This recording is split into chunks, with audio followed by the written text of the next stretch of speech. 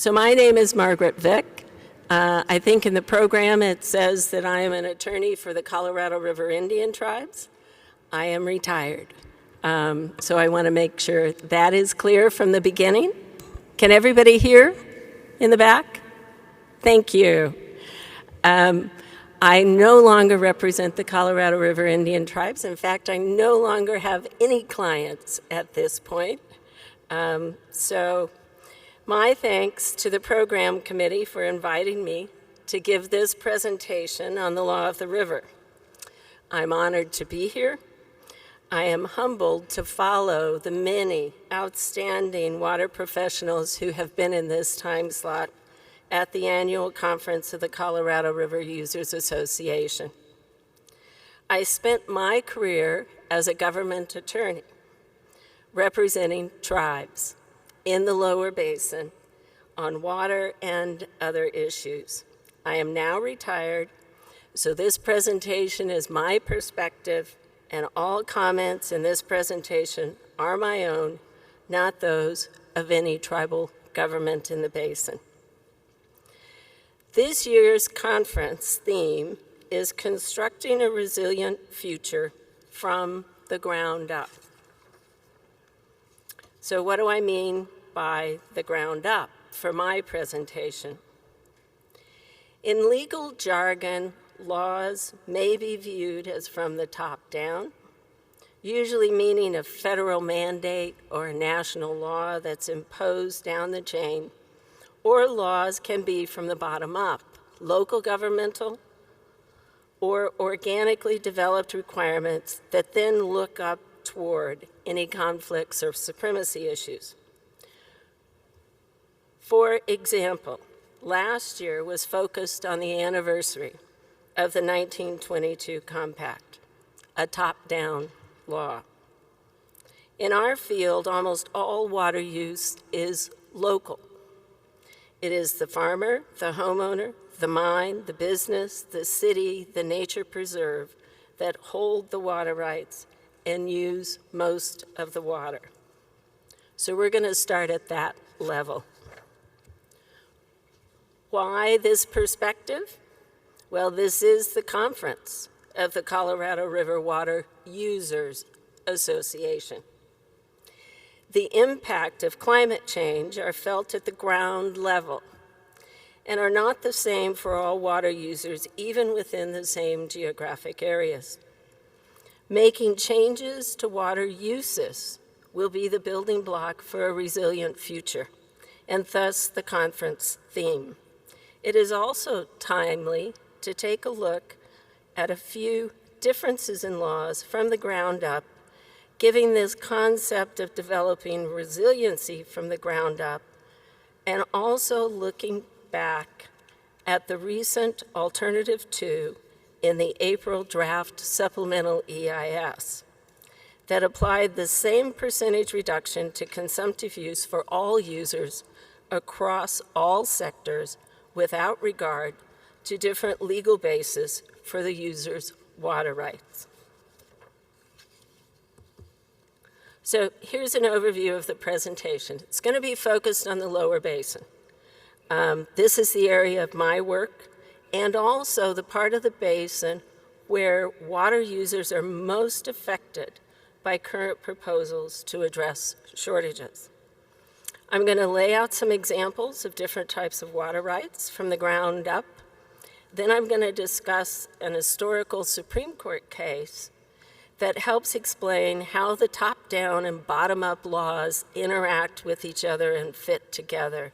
And that's the case of Hinderleiter versus La Plata River and Cherry Creek Ditch Company.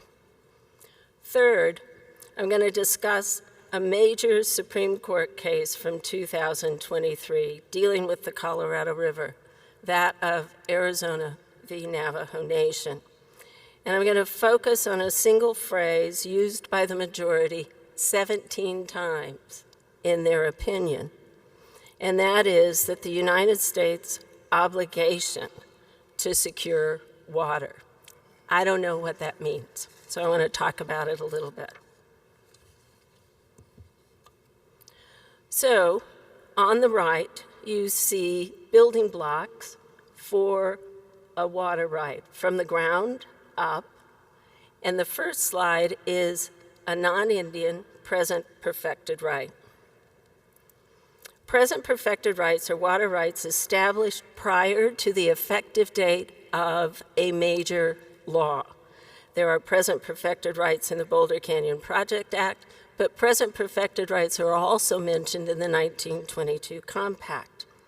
The original diversion, down here, was perfected under state law, and they were and are in use as of the present date, and the present date for this basin is the Boulder Canyon Project Act. The Project Act requires all non-federal users of water from the mainstream to enter a contract, a Section 5 or Section 4 contract, which refers to the Project Act.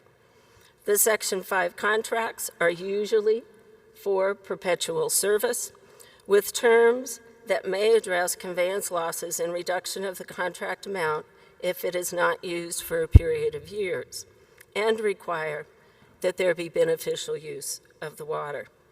The contracts are subject to reclamation regulations, and the PPRs are listed in order of priority dates in the decree in Arizona v. California. Most California PPRs have entered agreements to transfer water to third parties, often with lower priority dates, for conservation projects as part of the QSA. So now let's look at a different set of building blocks. Section 5 contracts that are not PPRs.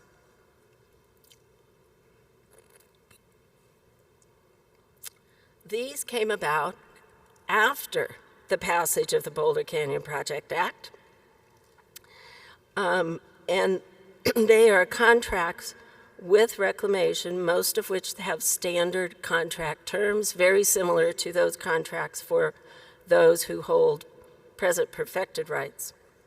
Reclamation contracts are for perpetual service and usually include the same provisions we just discussed: conveyance losses, shortages, and beneficial use of the water. These rights start with the Project Act and are controlled by the terms of the Project Act and the contracts. And again, California water users with these types of water rights have entered third-party agreements under the QSA.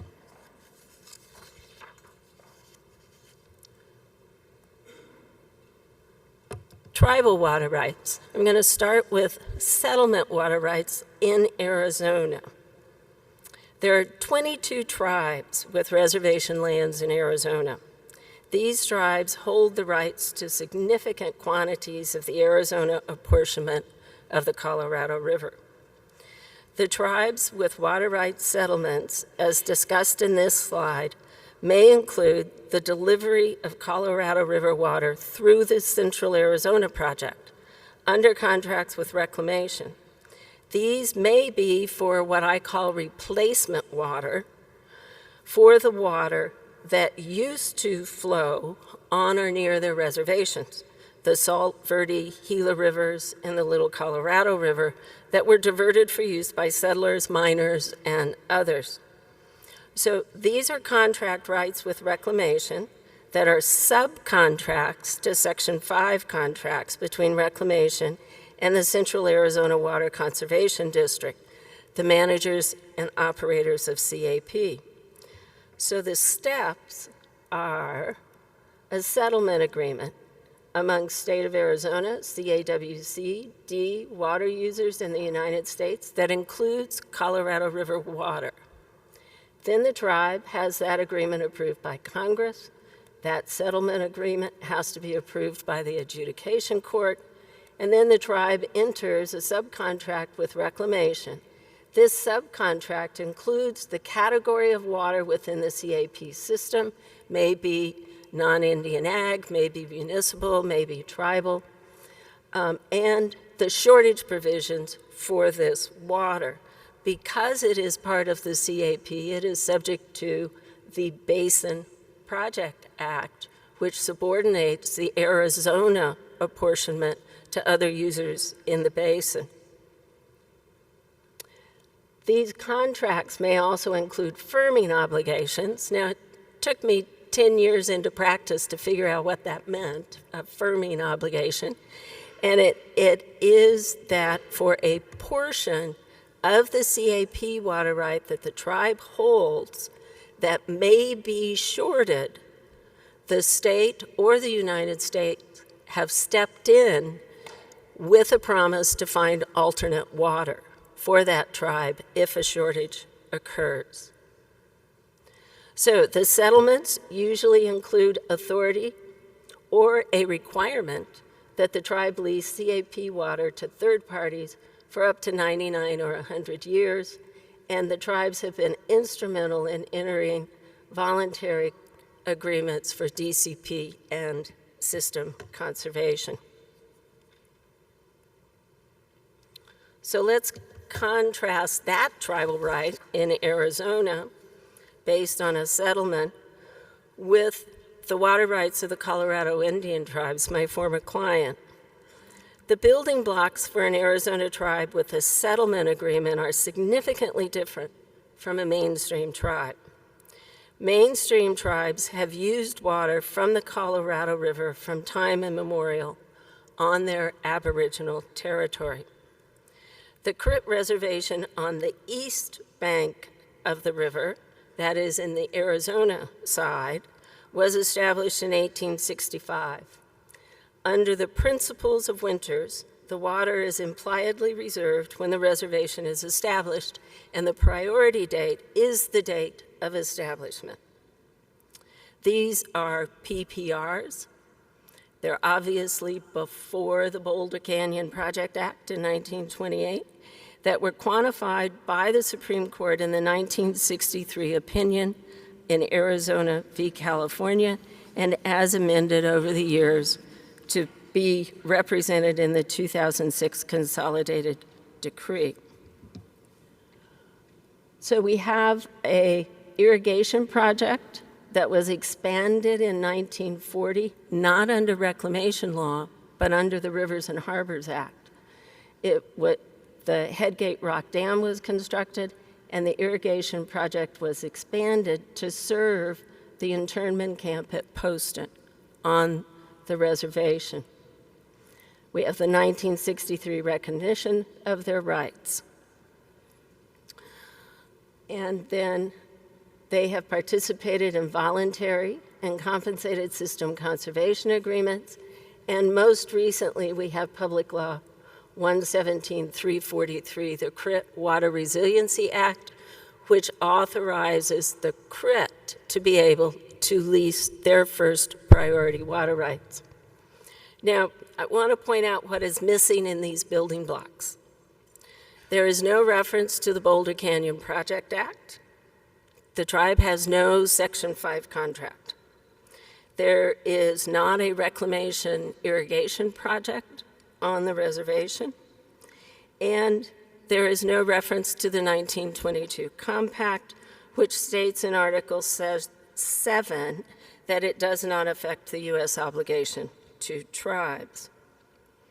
So there is no obligation in these laws for shortage sharing by this PPR. The Arizona v. California decree imposes an injunction on the United States that provides that if there is insufficient water for all PPRs, the U.S. must first provide for the satisfaction in full of all rights of the 5 lower basin tribes.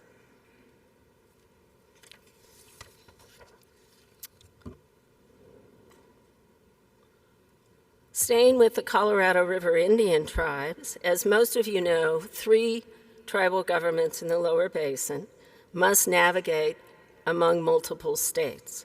The Crit and the Quetzan reservations are divided by the river and the state line between California and Arizona. The Fort Mojave Tribal Reservation is at the intersection of the state lines of all 3 lower basin tribes. The indigenous people of the lower basin lived on both sides of the river from time immemorial. They used its floodwaters to irrigate. The Crit Reservation on the west bank was originally established in 1873, and there is not a federally funded irrigation project on this side. The Supreme Court in Arizona v. California quantified the water rights for the tribes as for the rights for the full reservation, with the accounting to take place in the state in which the water is used. One of the interesting points about the California side is that there is reservation land within the Palo Verde Irrigation District, and it is served by the Palo Verde Irrigation District waters. So the tribe, during the QSA negotiations in California, CRIT entered agreements with Metropolitan Water District to fallow farmland when called by MWD as part of the California QSA.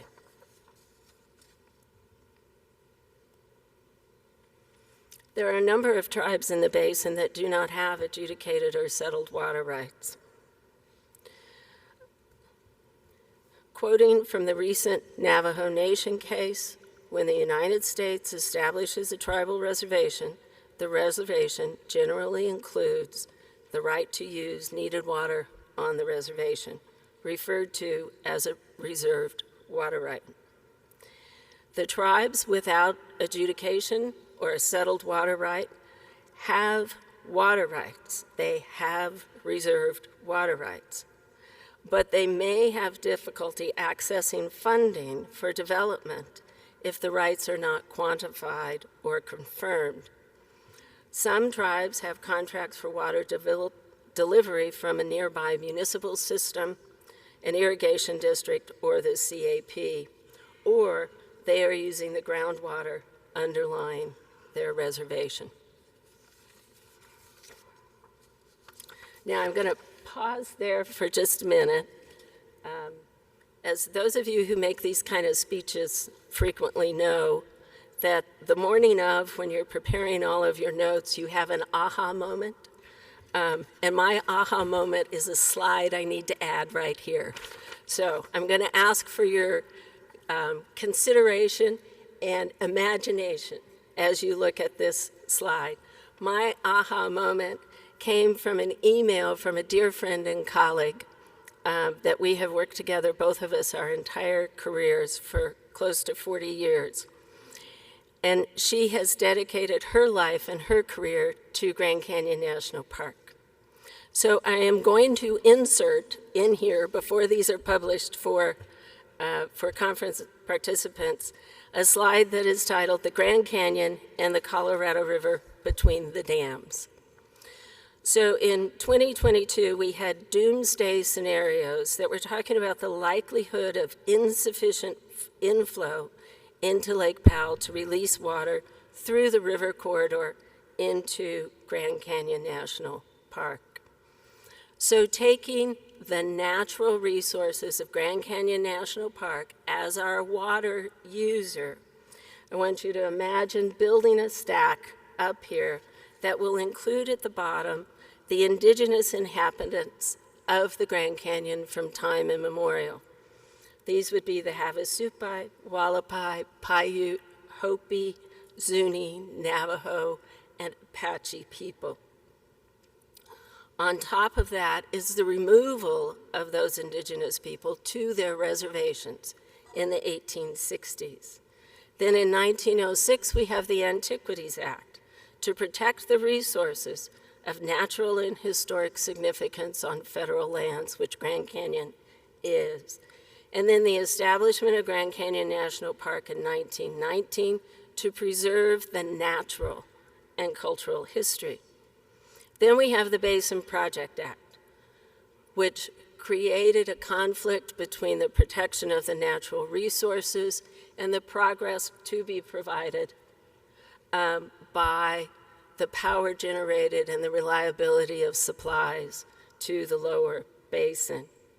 The Endangered Species Act came into play in 1972, and the Grand Canyon Enlargement Act in 1975 that consolidated all of the federal land areas around Grand Canyon and established, again, a principle of protecting the natural resources.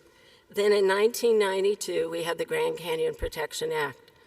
All of these laws leading up to that were not sufficient as determined by Congress to protect the resources of Grand Canyon Natural Park. And one of the main principles of the Grand Canyon Protection Act is that the dam must protect. The operations of Glen Canyon Dam must protect, mitigate, and improve values for which the national park was established. And that act also established the adaptive management principles, and which led to the long-term experimental management plans.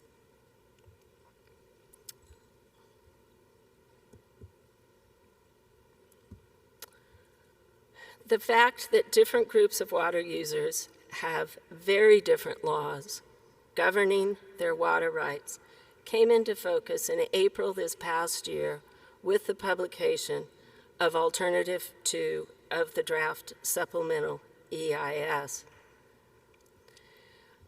which states that the additional reductions identified in Action Alternative 2 for the remainder of the interim period would be distributed in the same percentage across all lower basin water users.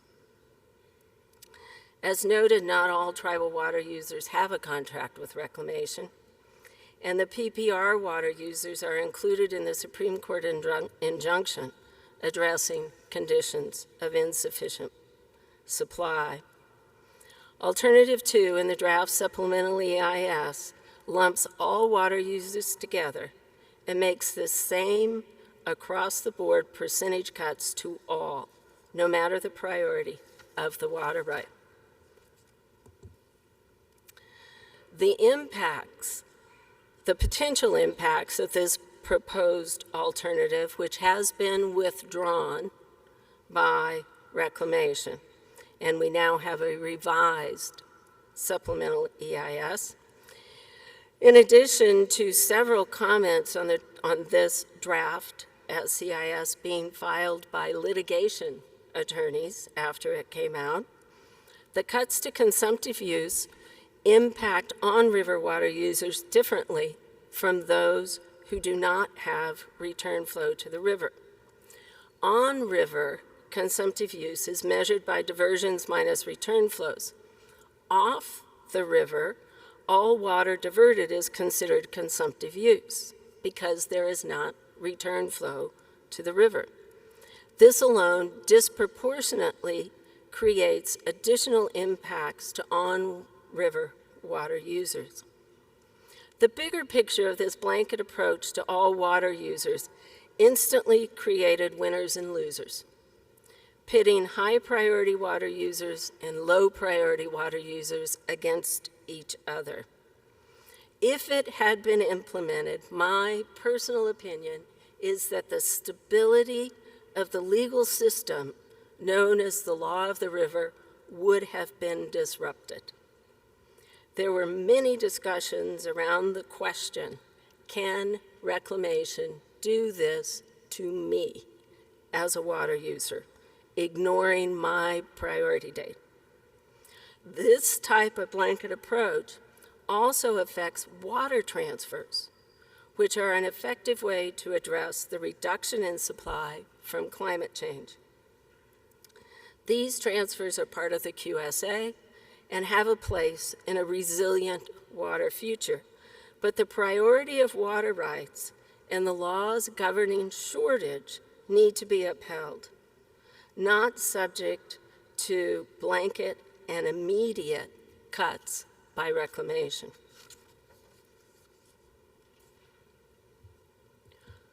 So how do we fit this look at the river from the river level up with laws that are from the top down, such as the 1922 Compact.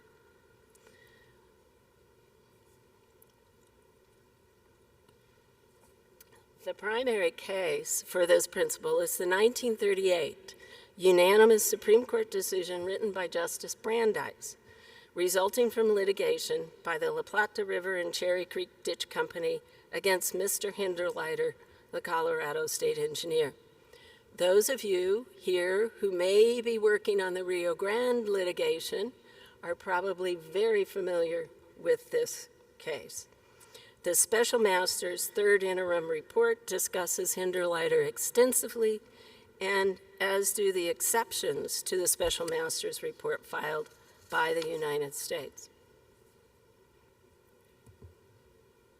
This case is interesting for its holding, and when I teach water law, I always assign it to my students and say, if you can understand this case, you can understand water law. But it's also interesting because of its history. Note the date of the La Plata River Compact, 3 days after the 1922 Compact for the Colorado River, and the commissioners for Colorado and New Mexico who negotiated this compact are the same. It was negotiated at the same time and entered into effect soon after the compact for the Colorado River. So the ditch company in Colorado argued that the Colorado State Engineer did not have the legal authority to shut the gates to their fields because they have a Colorado State court decree confirming their water rights. Engineer Hinderleiter asserted that the sharing provisions of the La Plata River Compact as a defense, all taking place in state court. The case worked its way through the Colorado judicial system and was eventually decided by the United States Supreme Court.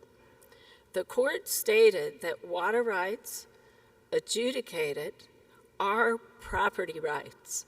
They are indefeasible so far as concerns the state of Colorado and the citizens of the state of Colorado. But the state of Colorado only has an equitable share of the water of the stream. The water users cannot assert rights that exceed the state's share of the river.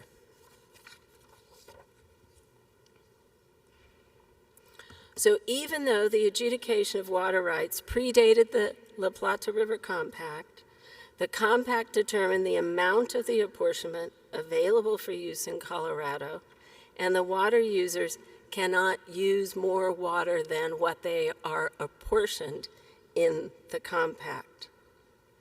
And in this compact, the ephemeral stream, the La Plata River, is apportioned by alternating the dates of use. This is the basic underlying principle of equitable apportionment as provided also in the 1922 Colorado River Compact.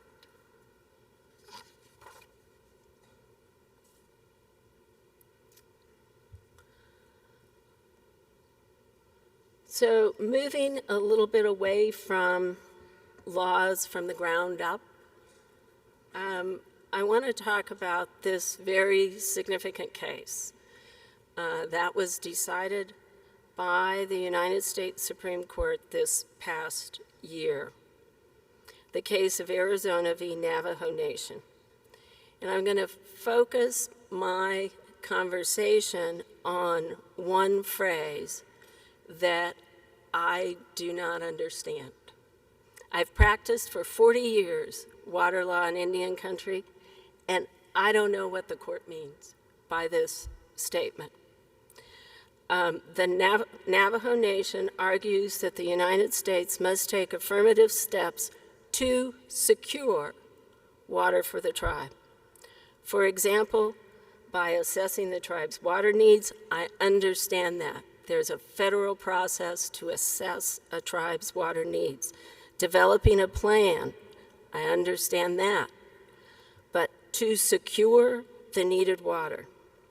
And potentially, let's go out on a hypothetical limb here, building pipelines, pumps, wells, or other water infrastructure.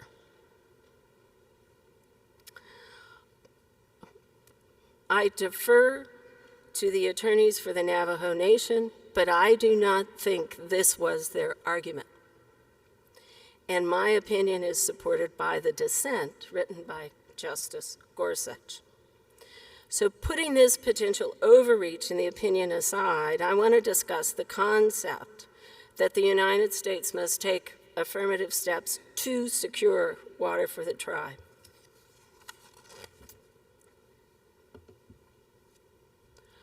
All of the phrases on this slide are from the majority opinion. I'm going to start on the left side. The left side, we have statements that water was reserved by the 1868 treaty that established the reservation, and that the tribal reservation includes the right to use needed water on the reservation, also that the reserved right to water is a property right. This I understand. This is the principle of Winters. When a reservation is created, the United States impliedly reserves sufficient water to make the reservation a homeland. Let's look across, and the majority opinion also uses these phrases. The treaty does not say anything about securing water for the tribe, and neither does the historical record. The court also states that the U.S. must take additional steps to secure what is already reserved and is a property right associated with the land. So, ever since this opinion came out, I've had this cognitive dissonance. What do they really mean? Is a reserved right effective as of the creation of the reservation? And what is the difference between a water right that is a property right associated with the tribal land and securing a water right? I don't know what that is.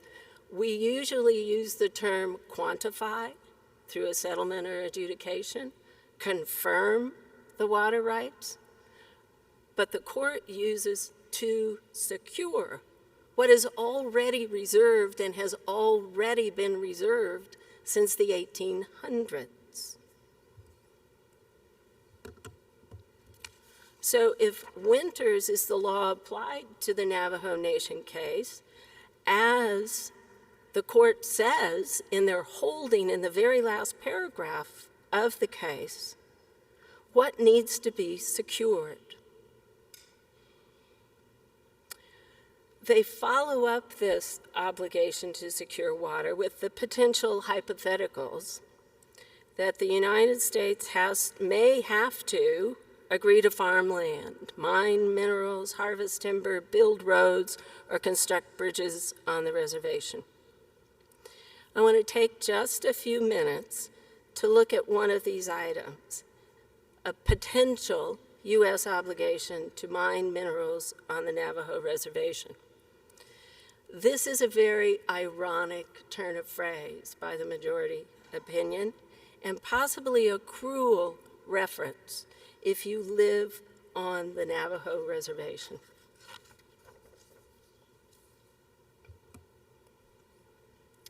This is an EPA map of the unreclaimed uranium mines on the Navajo Nation. The United States did take affirmative steps to mine the minerals on the reservation. The legacy of uranium mining from 1944 to 1986 includes hundreds of deaths from direct exposure and from cancer-related exposures. And it left the sea aquifer in this area completely contaminated.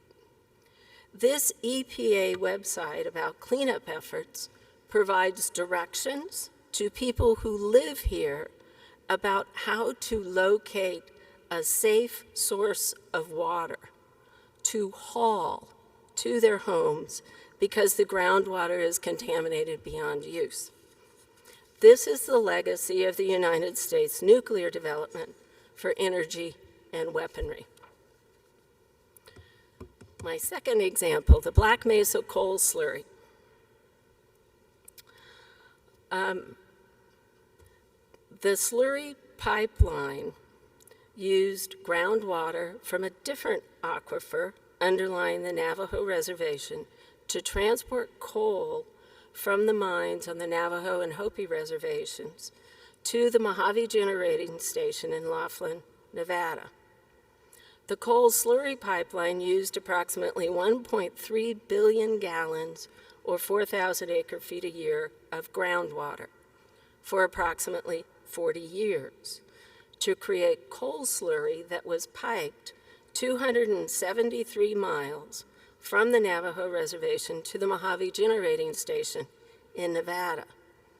This pumping of groundwater under the reservation lowered the water table for domestic and livestock wells and caused natural springs on the reservation to dry up. And finally, most people are probably familiar with Navajo Generating Station.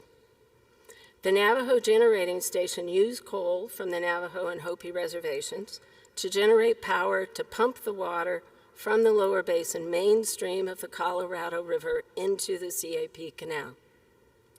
The operator of NGS entered an agreement with Reclamation and the state of Arizona to divert 26,000 acre-feet a year from the mainstream of the Colorado River for use at NGS, from commissioning to decommissioning, a period of at least 40 years.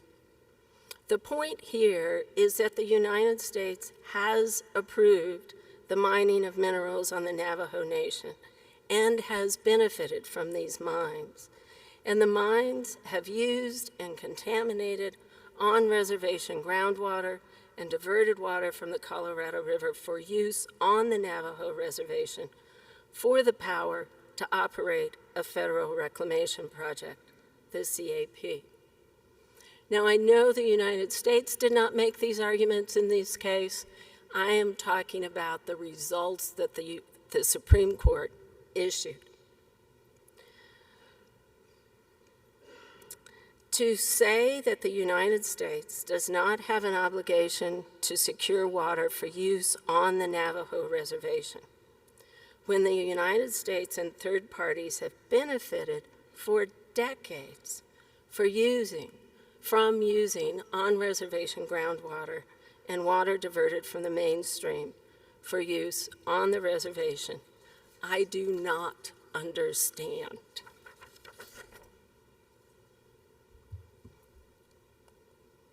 So, a couple of final comments on Arizona v. Navajo Nation. These are very personal comments. First, in relation to the concurrence by Justice Thomas in regard to trust relationships. The land and the water on a reservation are owned by the United States for the benefit of the tribe. This creates a trust relationship. Tribes cannot move their water, they cannot lease their water, they cannot lease their land, they cannot do anything with these resources without the approval of the United States. Sometimes that approval is in a statute that authorizes tribes to lease land, a statute that authorizes all tribes to enter mineral leasing agreements or timber harvesting agreements, but Congress has to step in on behalf of the United States. Justice Thomas argues that trust principles do not apply in this case, and then says, at times, the federal government has expressly created such discrete legal trusts for Indians by, for example, placing parcels of land into trust. So my question and my dissonance with this case is, what is the reservation that is described by metes and bounds in the 1968 treaty, if not a parcel of land placed into trust? So, and I would also, in closing on the Navajo Nation case, I would like to point out that the party to this litigation is the Navajo Nation. Seems obvious, but if you read the majority opinion, Navajo Nation is never used. They refer to the party as the Navajos or the Navajo tribe, but do not acknowledge the Navajo Nation. So, summary. Let's wrap this beginning session up. The climate has changed.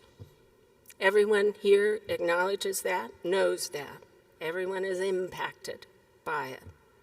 All aspects of the water basin, from the top level with less supply for the reservoirs to the ground level with higher temperatures, drier soils, and more demand for agriculture and municipal uses, including energy demands.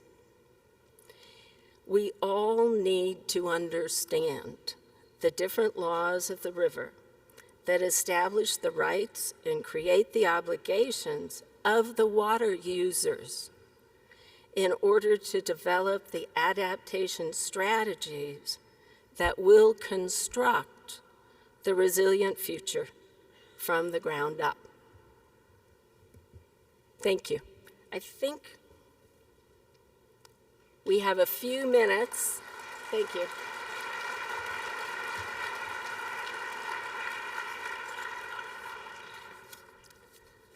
We're going to take a break in about 8 minutes, and we have a few minutes for questions. I don't have a moderator, so anybody have questions?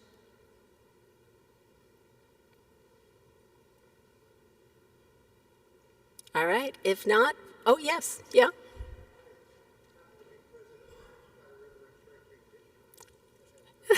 Very nice. Very nice.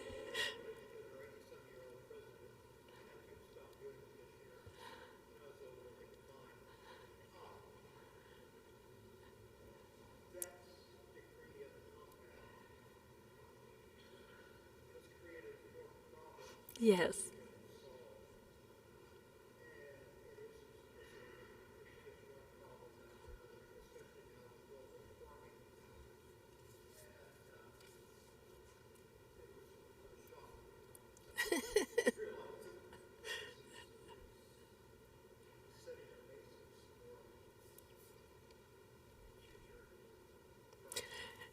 It is. This is the president of the Cherry Creek Ditch Company here, who had the comment from the Hinderleiter case. And in the references at the end of my presentation, there is a reference to a law review article that outlines the difficulties they are having managing this ephemeral stream under conditions of climate change and trying to meet these compact requirements and still maintain agriculture in the basin. And still trying to maintain agriculture in the area. Yeah.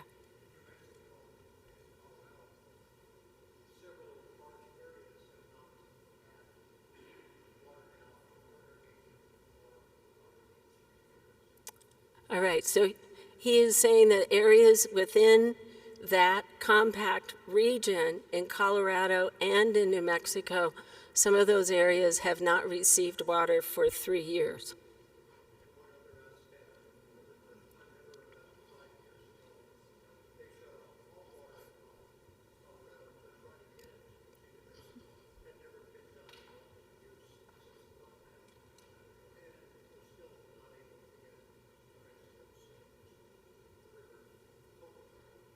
So about 5 years ago, the river totally dried up. They stopped all uses in Colorado to try and have enough water to get to the users in New Mexico, and it still did not make it through the stream.